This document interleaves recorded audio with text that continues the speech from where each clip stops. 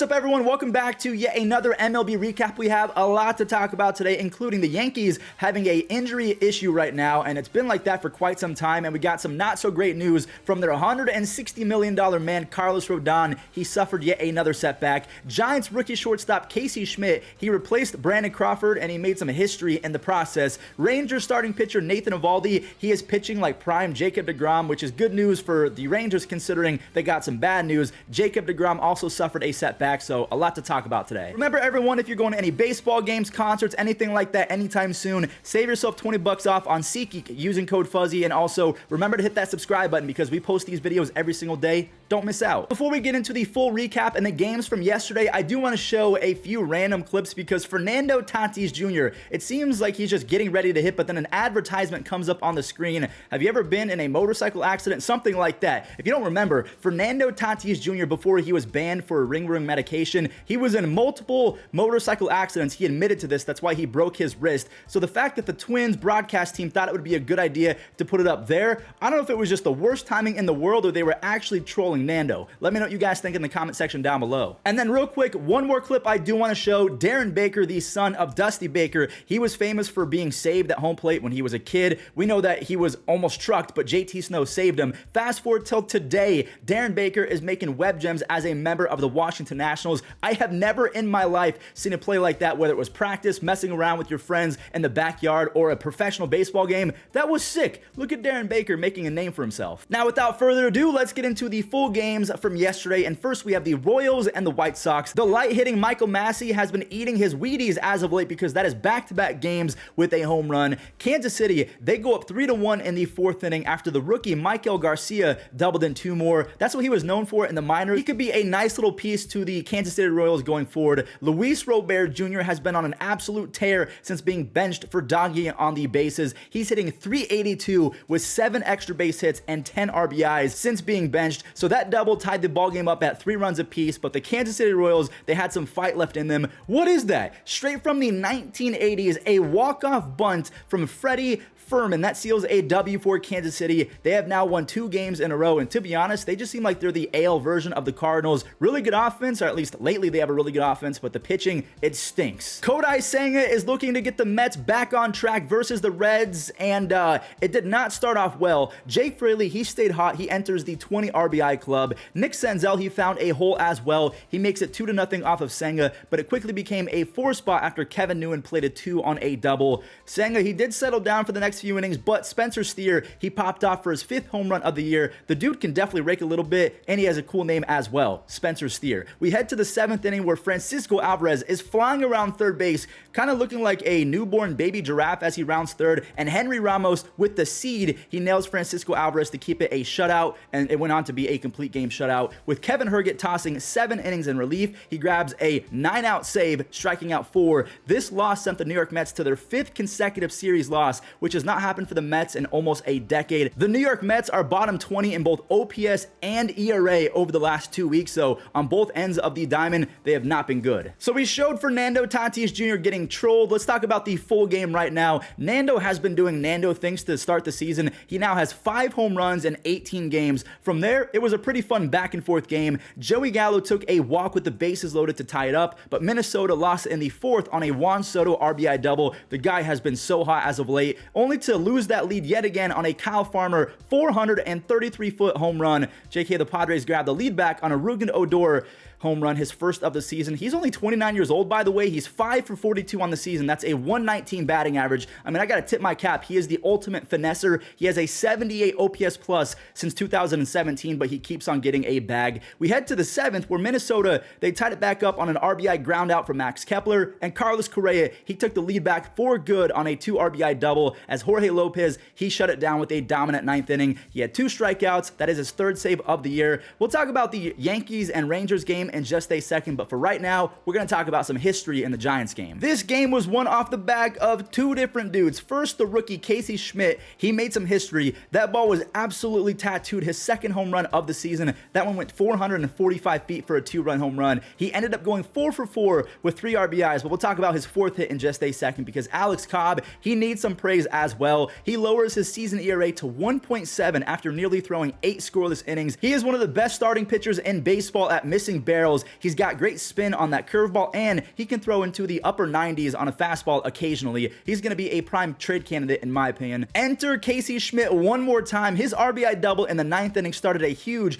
4-run rally for the Giants, and he made some history in the process. 8 hits over his first 3 games. He ties a San Francisco Giants record that was set back in 1901. Casey and Willie McCovey are the only players in San Francisco history to accomplish 8 hits over their first 3 games since that point. Casey has all but replaced Brandon Crawford, but shout out to Brandon Crawford. He was mentoring Schmitt in the dugout. He wasn't cold shouldering him, so even he knows it's the right time and the right move. It's time to move on. Rangers and the Athletics, as if the A's don't have it tough enough, they had to face a real-life buzzsaw in Nathan Eovaldi. Nathan came into this one with a 20-inning scoreless streak, and Nathan, he kept that streak going early on, but shout out to the A's rookie, Luis Medina. He actually did a great job at keeping up with Nathan. No runs for both teams through 4, but you can only hold this Rangers offense back for so long. Leody Taveras, he singled in Josh Young for the game's first run, and Marcus Semion's 7th home run gives him 31 RBIs and a mind-blowing 2 F4 already on the season, which is 4th best of any positional player in baseball. Texas, they ended up with 4 runs, and Nathan Eovaldi, he extended his scoreless streak to nearly 30 innings. He was 1 out away from a complete game shutout. He missed it by 1 single out. Bruce Bochy took him out after 113 pitches. He only allowed 3 base hits. He struck out a career-high 12 along the way. Will Smith, he came in for the final out. He got the strikeout. He has 7 saves. Nathan Eovaldi, E-Rod, Mr. Eduardo Rodriguez, and Alex Cobb, they have all kind of been breaking out even more so over the last few weeks. They all look like brand new pitchers in 2023. Now, before we move on to the Rays and Yankees game, I do have an update on Jacob deGrom. It seems like there is some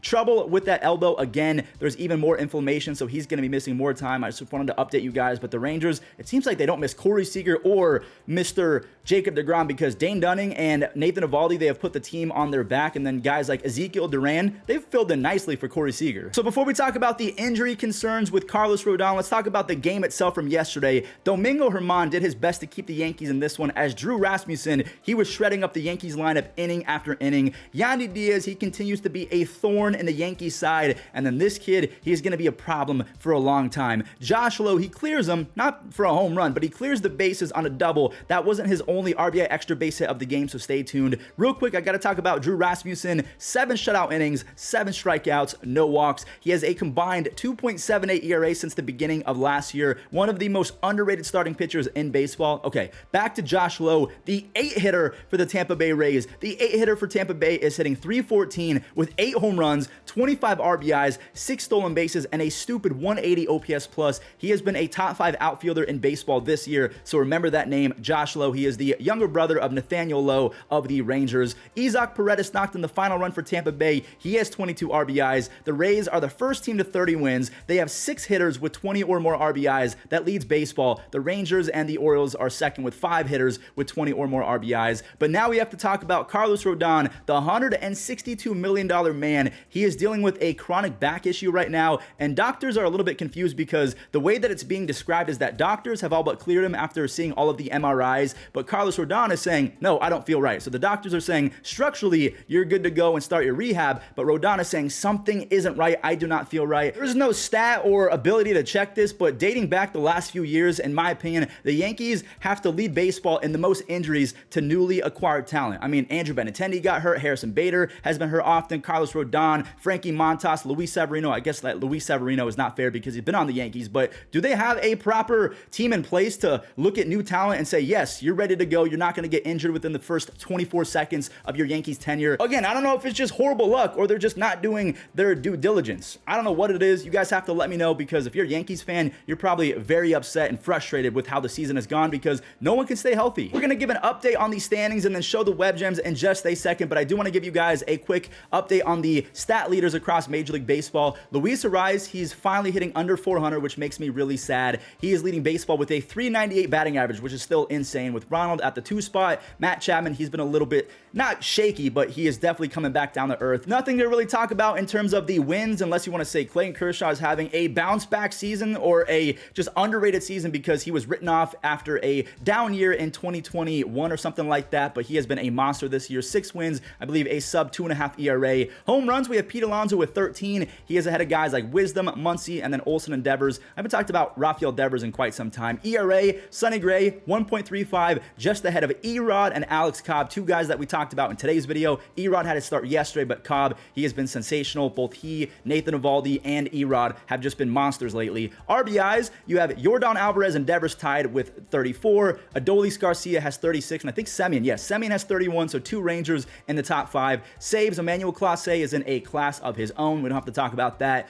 Hits, Bo Bichette is 2 ahead of Ronald with Luis Arraez at 49. Wander Franco, hope that he's okay. He came out yesterday with a neck injury. Strikeouts, Kevin Gausman and Spencer Strider are tied at 67. Esteury Ruiz is 2 ahead of Ronald for the stolen base lead, and then quality starts. That just means 6 innings with 3 earned runs or less. Marcus Stroman, Valdez, Bieber, and Steele, they've done that 7 times this year. Now, in today's standings update, I'm going to kind of do it a little bit different. We're going to talk about the best teams overall and kind of say this team has been surprising. This team has really disappointed. The Rays at 30-9. I'm not going to lie, that's very surprising. Shout out to the Orioles and the Rangers. I thought that they were going to be decent, but definitely not. I mean, they have been playing lights out. Same with the Red Sox. If we go to the bottom of the standings, the Cleveland Guardians at 17-20. That offense is historically bad. The Mets, the Mariners, in my opinion, are underperforming. Same with the Padres and the Phillies. I feel like they're going to get better as time progresses. St. Louis Cardinals, I don't know if I mentioned them, 13-25, almost 13 games under 500. The White Sox, I thought were going to be better. The Royals, I knew weren't going to be good, but 12-27.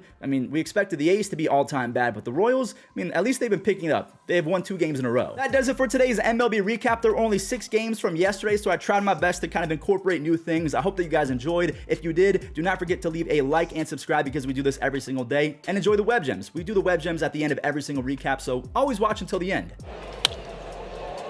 Gordon over to the gap.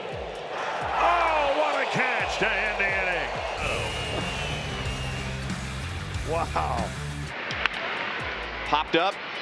Junior goes out. Bradley comes in, and Bradley! Jackie Bradley. He just hit the home run. He didn't even have a bat. Fly ball left field, sliding and making the play is Bowers. Line drive off of the glove. And they got him anyway. A bullet to center. Taylor dives and makes another.